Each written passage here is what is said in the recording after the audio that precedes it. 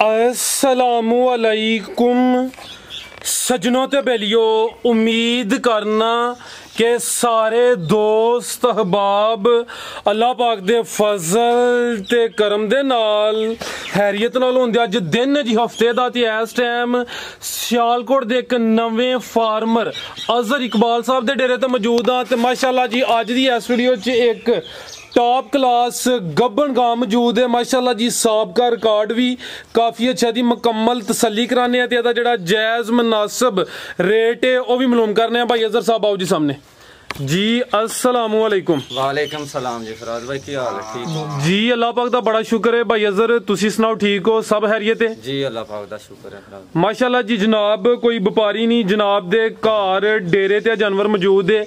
Already कुछ महीने पहले एक वीडियो बनाई सी, वो भी दोस्तों ने काफ़ी पसंद की है। दोस्तों को फिर अपना ते अपने डेरे का भी मुकम्मल तारफ करवा दियो। भाजी मतराल हुरद पिंड है, सियालकोट जिला, ठीक है। तो रंगपुर पुली वाली साइड तो आना है, अगर किसी दोस्त ने भी आना रंगपुर पुली का एड्रैस है।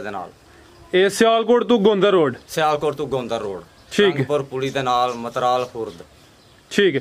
दूसरा भाई अजहर नंबर तो स्क्रीन ते चल जाना। कोशिश करनी है कि जिंज पहली वीडियो बनवाई सी ना कुछ महीने पहले, जी गलबात हकीकत सच दोस्तों को दसिया ही है हले कच्ची है, लेकिन चलो तुहाडा शौक सी वीडियो साडी बनदी है पई, ये थोड़ी तैयार हो जाती तो मजीद इहदे च रौनक आई जानी ही। हफ्ता का चाहिए भाजी, हफ्ता लाना, ठीक है। कराइए शौक दा जी जी करो जी। भाई खोलो जरा, ये जिसामत वड्डी है माशाल्लाह जी, वड्डी जिसामत वाली ये काले थन लगे ने। लिबास दोस्तां वेख लेना माशाल्लाह जी।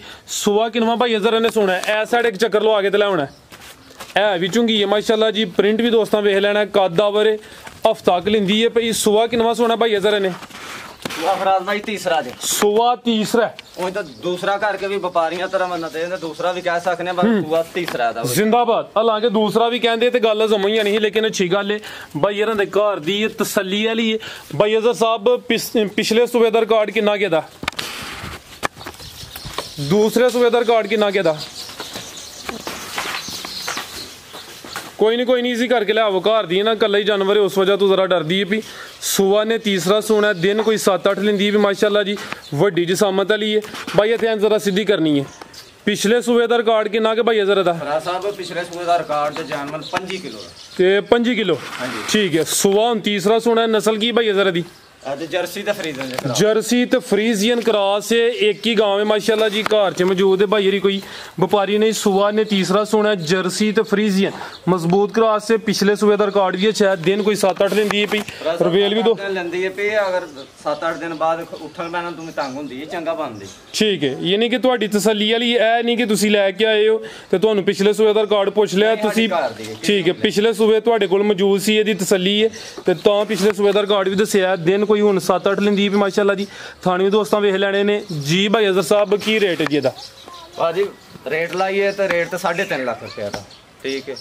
ते असां सेल करनी है 3.25 लाख रुपये दी देंगे, 3,25,000, ठीक है। मजीद जड़ा दोस्त रबता करे कुछ ना कुछ प्यार मुहब्बत कमी बेशी हुई है। जिसामत वड्डी कोई छोटी नहीं, रवेल बड़ी है। 7-8 दिन लेंदी है पई। कीमत डिमांड 3,25,000, जर्सी तो फ्रीजियन, ठीक है भाई। लै जी मजीद कोई दोस्तों वास्ते पैगाम? जी इंशाल्लाह जेड़ा दोस्त रबता करेगा, ठीक है जी।